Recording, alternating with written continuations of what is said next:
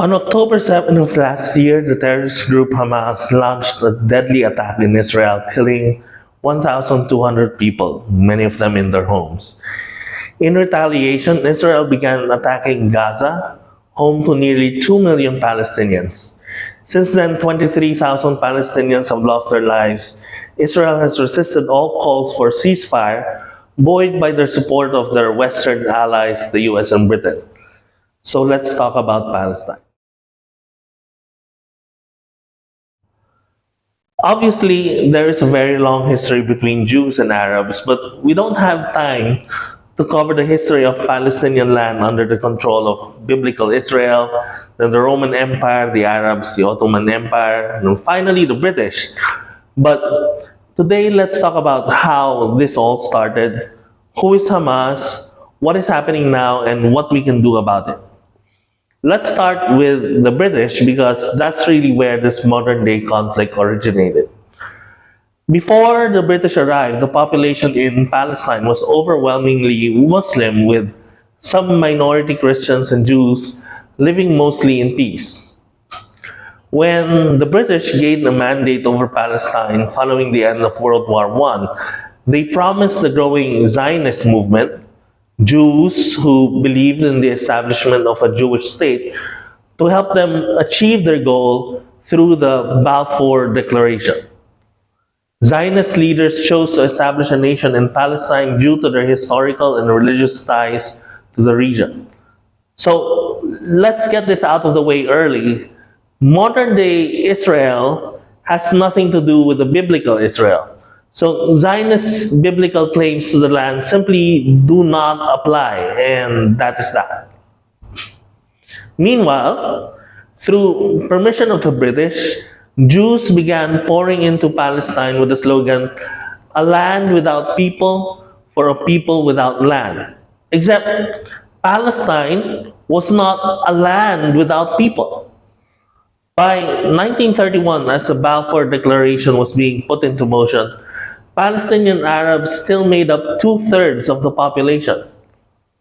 Under the Balfour Declaration, these quote, non-Jewish communities would be given civil and religious rights, but not political rights, which meant that essentially they were to be excluded from the state that was to be established in their motherland.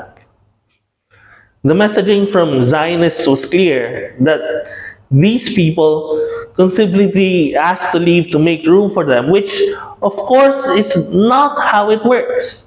If you like a house, you cannot simply ask the people living there to move away so you can live in it. Naturally, Palestinians resisted being displaced, leading to several violent clashes between Palestinians and Jews. Soon, the British could no longer control the number of Jews entering Palestine, and as World War II and the Holocaust happened, the urgency for Jews to find a place to flee was more urgent. The tension between Jews and Palestinians grew more, and several people were killed on both sides. After the war, the British laid the problem of Palestine on the feet of the newly formed United Nations. The UN then proposed the Partition Plan of 1947. It divided Palestine into Palestinian territory and Jewish territory while leaving Jerusalem under UN control. The Palestinians resisted the plan because, of course, they did. Not least because the Jews were allotted 56% of the land, forcing Palestinians out of their own lands and making them minorities in their own homeland. It doesn't take a political genius to see something was unjust about this plan. Nonetheless, the plan won the vote in the UN in 1947. On March 10, 1948, Jewish forces called the Haganah set into motion Plan Dalet, or Plan D, which became the blueprint for the ethnic cleansing of Palestinians in Palestinian territory.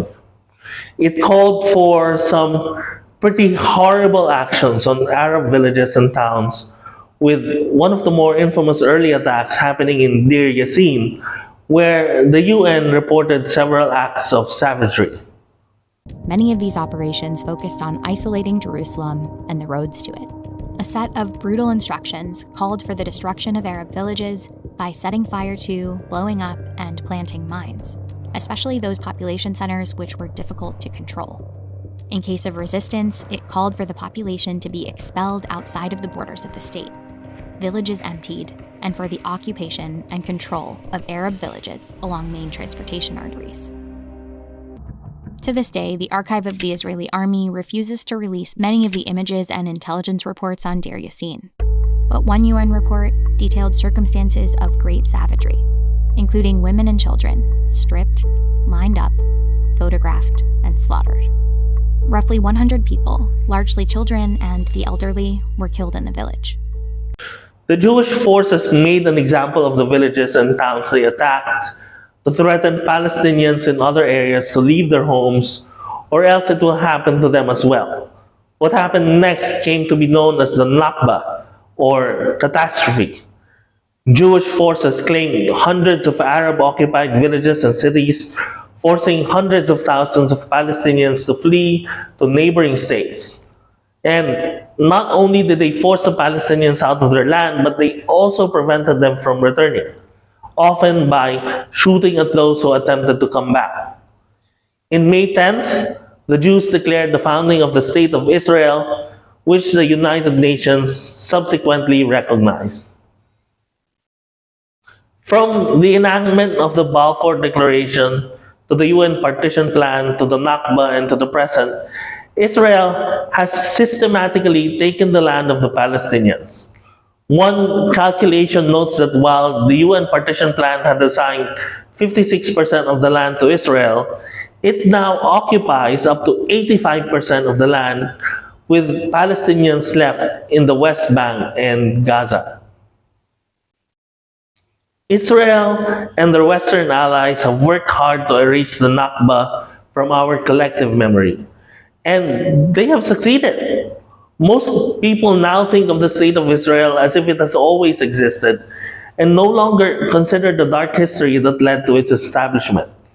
For example, just watch this Israeli essentially blame the Palestinians for losing their own land. So 1947, the partition plan was brought by the UN. And what happened is that the Jews accepted the plan, the Arabs denied the plan. And by the way, watch this. It's not the Palestinians, it was the Arabs who denied the land, the partition plan. It was the Arabs, the Arab leaders who decided to reject the plan. And because of the rejection of the Arab leader, the war began. And they lost. Now, the reason why I'm bringing this, because I want to talk about my grandfather. My grandfather got an order to evacuate and get out of his village. Not by the Jews, by the Arab leaders from Syria and Lebanon. My grandfather rejected this request or demand back then. And he stayed and he said, I'm staying in my land. And when the IDF came, no one took his land. I'm speaking specifically about my grandfather. I'm not saying there weren't events like this. I'm just giving you my grandfather's story. The majority of the Arabs who left the land of Israel were getting the orders to leave the land by Arab leaders, whether it's from Jordan, Syria, Lebanon, or Egypt. They're the ones who actually went on and just evacuated based on those orders. Again, saying that, we still have to understand that in a war, like in a war, there are terrible things that happens to both sides, and we should acknowledge that. By acknowledging that, we can actually move forward. Okay, there's a lot to talk about there, so let's dissect his claims. First, he says the Arabs denied the plan, which of course they did. Of course they did, because they were being displaced from their homeland. Were you expecting them to simply roll over and give up the land they had lived in for generations? Next, he says, it didn't happen to my grandfather. Well, this is the same logic as those who say, nothing happened to me during martial law, so it must have been good. Just because it didn't happen to you doesn't mean it didn't happen. And whether it happened to a few or the majority is irrelevant, it is still injustice. Next, this is war, so terrible things happen on both sides. Yes, but the Zionists started it and escalated it. While there are no official records of Palestinian deaths during the Nakba, it's estimated that 15,000 Palestinians were killed compared to 6,000 Jews. So this is not so much a case of terrible things happening equally to both sides, but terrible things clearly happening more on one side because of the other. And finally, he says, the Arab nations were telling the Palestinians to leave. Yes, because they were being massacred by Israel. That's like saying your neighbors left their house because the firemen told them to, while leaving out the fact that you set their house on fire. Okay, so now the state of Israel had been established and Palestinians had been pushed into the West Bank and Gaza. What followed were several battles between Israel and the Palestinians, as well as the Arab nations.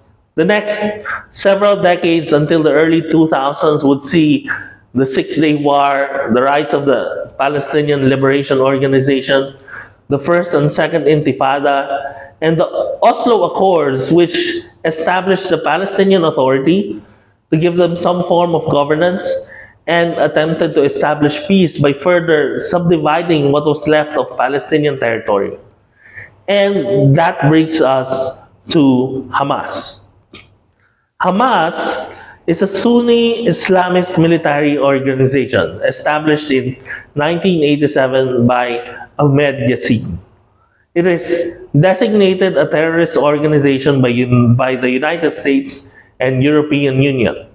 Hamas rejected the Oslo Accords and explicitly states its goal is the destruction of Israel and the establishment of an Arab state in its place. They have carried out several attacks on Israel prior to the latest attack on October 7th. In 2006, Hamas defeated the rival party Fatah in the last elections held by the Palestinian Authority. But let's take a close look at those elections because supporters of Israel repeatedly point to that as justification for the deaths of civilians. Hamas won a mere 44% to 41% plurality of the votes and failed to win a majority of votes in any district in Gaza. However, an unusual system of allocation awarded Hamas 74 parliamentary seats to Fatah's 45. Political observers noted that Hamas' victory was not so much a vote of support for their extremism, but more a vote against Fatah's corruption and nepotism in the government, the failure of the peace process, and the lack of leadership.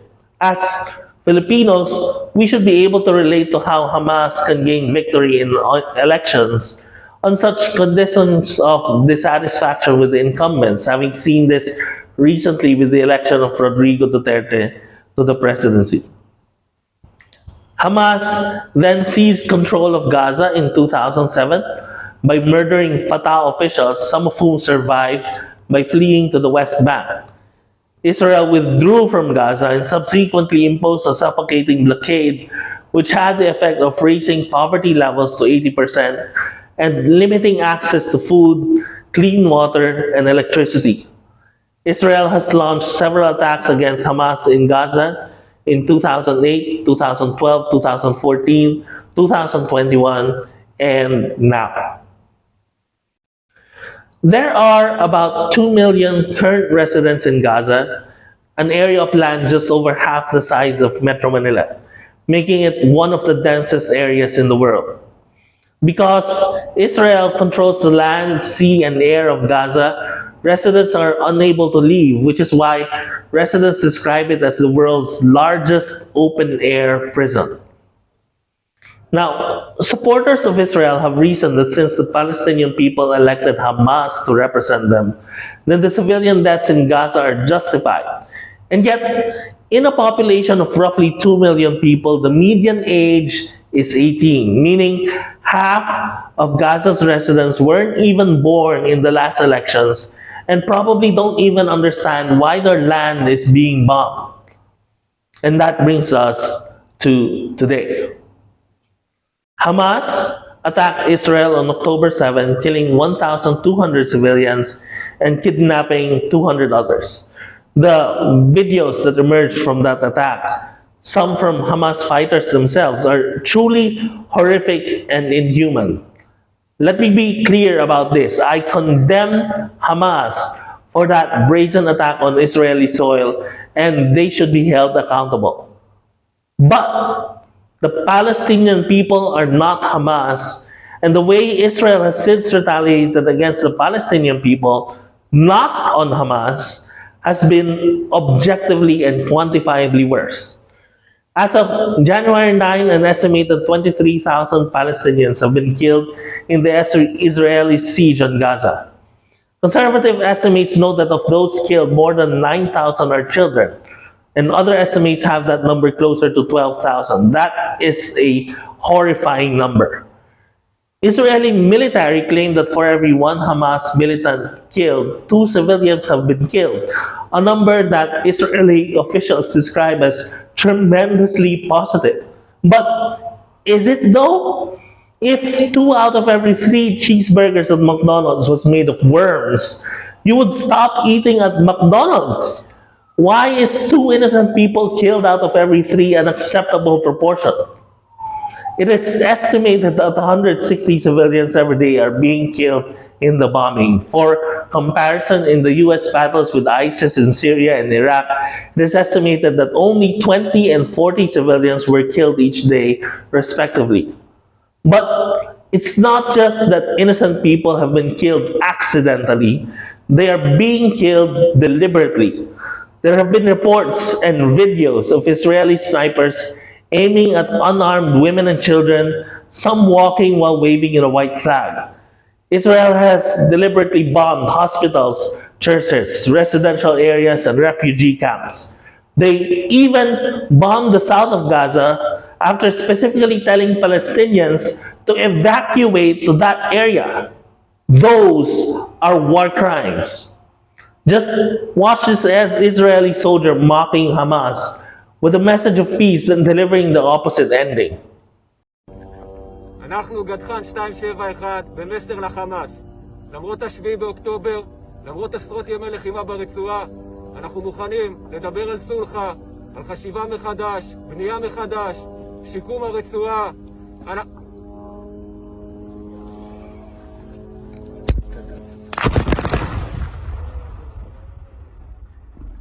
Oh, he shrugs that off like, oops, we probably killed a bunch of innocent people there. Ha ha ha. Have fun hiding under the rubble. Happy New Year. And even if there were no people in those houses at the time, what would have been the point of bombing them unless your goal is not actually to defeat Hamas, but to drive out all the Palestinians? Now, some have said that Hamas has been hiding among civilians, and so the Israeli forces had no choice. That kind of justification is no different than saying if a policeman wants a criminal to surrender, he should just go about killing the criminal's family. It's just stupid. Does Israel have a right to defend itself? Of course they do, but bombing children is not defending yourself. That is outright murder. That is immoral and that is beyond debate. When you are deliberately aiming for civilians, those casualties go from collateral damage to murder victims. Killing innocent people, much less children, is not justice, that is revenge. You do not achieve justice by returning one inhuman act with another far worse act. There is a word we use for the kind of indiscriminate killing that we are seeing in Gaza, and that is terrorism. Israel is committing acts of terrorism towards the people of Palestine. Make no mistake, this is genocide. So now, why should we as Filipinos care about what is happening in Gaza? The better question is, why should people care? We should care because it is happening to people, and we are people. There is a time for discussing the political and economic repercussions of the war in Gaza, but this is a humanitarian crisis. All the images of dead or orphaned children should pull at our heartstrings. You have to be dead inside to not see that what is happening in Gaza is wrong and should end right away. As human beings, we should make it a point to care about injustice and oppression anywhere around the world. Those who oppose a ceasefire are supporting a genocide. So, what can be done? Well, for starters, South Africa has filed a case against Israel before the International Court of Justice, accusing them of committing genocide against the Palestinian people. Also, 100 Chilean lawyers filed a complaint of war crimes against Israel Prime Minister Benjamin Netanyahu at the International Criminal Court. But short of filing a case against Israel, what can ordinary people do? Well, as we have discussed previously in our social media piece, information is a powerful thing. We can use social media to turn the eyes of our friends and contacts on what is happening in Palestine. Encourage them to share that information also with their friends. We have to do it ourselves because the media has been very kind to Israel, to say the least, in their coverage of the war, as this clip demonstrates.